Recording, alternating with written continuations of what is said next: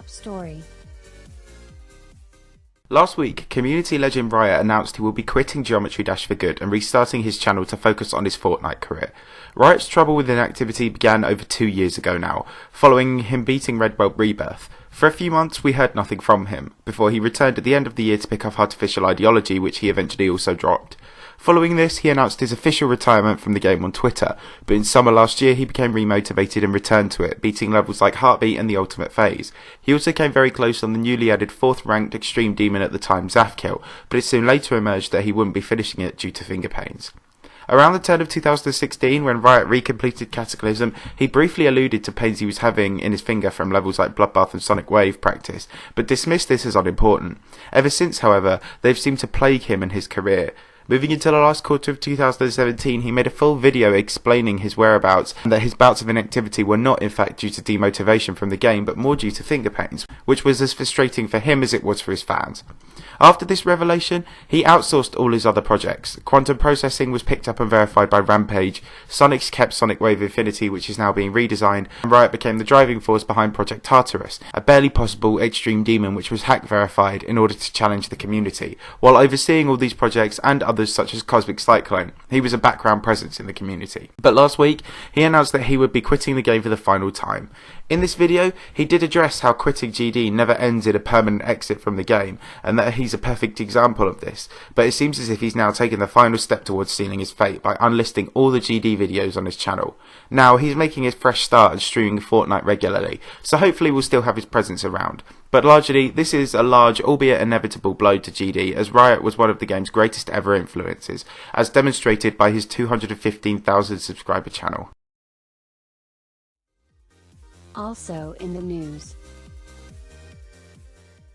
Riot wasn't the only high-profile player quitting this week, unfortunately. Rampage, one of Riot's main successors and an exceptionally gifted player, has said he will quit the game because he no longer finds it fun. As mentioned in the last story, Rampage was chosen by Riot to verify Quantum Processing, currently the longest awaited demon of all time, with a waiting time of a little under 3 years. He also beat a number of Extreme Demons, including becoming one of the first to beat Sonic Wave, Yatagarasu and Erebus when they were the top 3 hardest demons in the game. He also verified the top 20 Extreme Demon Demonicat and became, for his last achievement, a Victor of Bloodlust.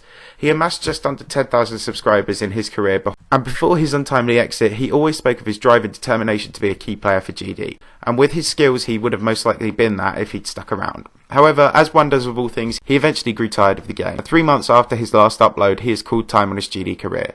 He doesn't actually plan to announce it on his channel, but I did have permission from him to report it on here. This is another big loss to GD, and after the last few weeks where players have been coming back and things have been looking up, this is another bump in the road. In other news. LmAnubis, the collab leader behind the mysterious and star-studded mega collab Knight Rider, has previewed the decorative style for this so far undecorated layout. Nobody was quite sure what the decoration arrangement would be, given how many players that are great at creating were uploading undecorated parts, but it seems as if, and I might be wrong, Anubis will be decorating the entire level himself as leader of the collab. He didn't give away much in the description of his new 21-second video, but he did say he can't wait to reveal more parts of it to the community. In the video, he added a joke level made by Penita, which was followed by about 7 seconds of increasingly blurred gameplay. However, on closer inspection, we can generally see a dark blue and purple theme that seems to look really nice. This did go hand in hand with the colour schemes of the layout parts and Gane and Hurtney's teaser trailers, but now we have some more clarity. Progress on this project is coming along quite quickly, so we can probably expect to see more soon, but generally, this is shaping up extremely nicely. Fragile, now named Kowareta, Shuri's medium-length Extreme Demon Mega Collab that was designed to be harder than Plasma Pulse Finale while only being half as long, has been uploaded to Shuri's account without a completion video. Shuri was having a lot of trouble verifying this and was flicking between nerfed and buffed versions ranging in difficulties, while also being indecisive on his own future of the game. However, out of nowhere, the level up was uploaded on Shuri's account just after the last G news a week ago. Shuri showed this in a 6-second video on his channel and didn't say much else about it. This is probably going to nullify its chances of being rated, but at this point it doesn't seem like Shuri really cares. He claims he will be rebeating it once he's back from his trip, but did say that this is the second hardest level he's ever beaten, strongly hinting at the fact that it is not harder than Plasma Pulse Finale. It's somewhat of a shame, but with over 70,000 claimed attempts by Shuri, I'm sure he's just glad to be free of the project. Kowareta is out now and you should go and give it a try. Number 4 ranked Extreme Demon Gamma has been re-verified by GD Technical to add coins and a low detail mode. The Mega Collab by Mindcap has been subject to many planned updates in the past, including a buffed update to its unnerfed state that would have taken it above Bloodlust on the list. However, this was cancelled around the time that Sigma, the level sequel, was unveiled. Now, however, Gamma has been re-verified by Technical after 14,000 attempts, and it's now just that little bit easier to run on your PC. And there's an added challenge for new players in the form of coins. Gamma is available to play now, so go and give it a try. Upcoming level news. Xaro on Twitter recently has posted a screenshot showcasing some of the decoration in his up-and-coming 5th installment of one of GD's best-loved series, the Toxin Lab series. Toxin Lab has been a series present in GD since early 1.9 and has always been renowned for being an effect-based series of levels, with Xaro's own unique and blinding style which really flourished in 2.0 and 2.1. Last year he used 2.1 as the catalyst to release the 4th installment, which ended up being an incredibly divisive level, with some loving it and some hating it. After being demoralised for a short period, Xaro returned with a layout for Toxin Lab V, which uses the same thing, being Ego Death, as Toxin Lab 3. Now, the Twitter screenshot he has posted is showing some great 2.1 design, which looks much sharper and in a way quite cleaner than some of the earlier installments. It has attracted a lot of Twitter attention, and with his part being complete, we can assume his project is coming along incredibly nicely, so we won't have to wait that much longer to see, at the very least, a preview released on YouTube.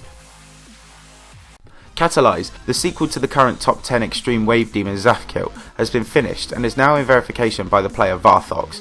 Noctalion previewed the full run on his channel a few days ago, which shows a very similar structure to Zafkill, but the decoration looks quite different and a lot better and much more natural. The wave parts look a lot more colourful, and though the song means the level has inevitably a very similar setup, it works amazingly in its own right, adding new features to the gameplay sequence such as swing copters and new kinds of enemy animations.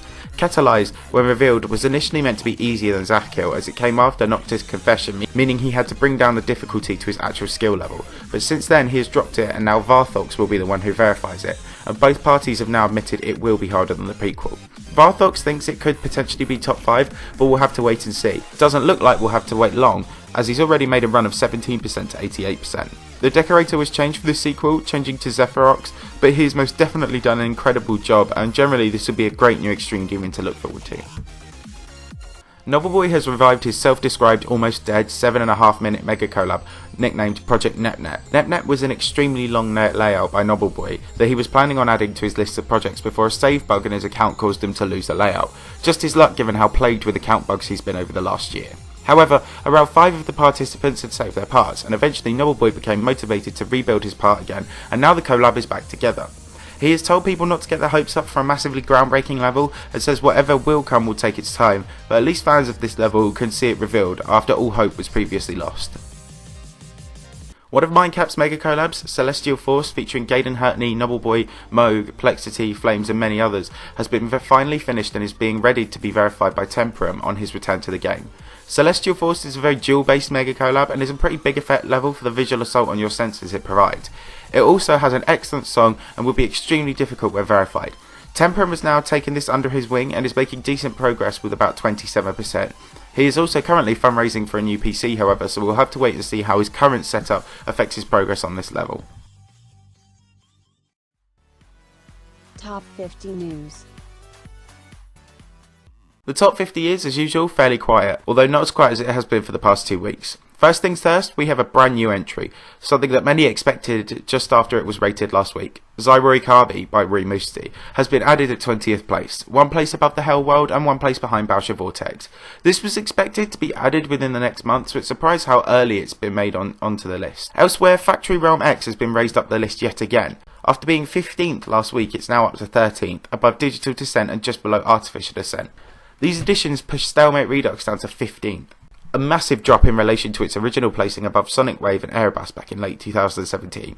The new edition pushes the Hell Factory off of the Demons list and onto the Legacy list, and Artificial Ideology will be the next to go, which is a shame given Silhouette is close on the level, which could allow for him to become the only mobile player with a completion record of the top 50 Demons, but it looks like this won't happen now. And as some of you may have already found out, Xaro Kabi has indeed pushed Ice Carb and Diablo X out of the top 100 altogether and onto the Legacy Demons list. Granted, it felt weirder when it fell out of the top 50, but this is still a historic moment for GD. As for the stats viewer, it's still the same as usual, though Sonic 6's score is tumbling down and Diamond Splash may soon catch up and overtake him for the world #1 spot if he continues his newfound activity for summer now school's out.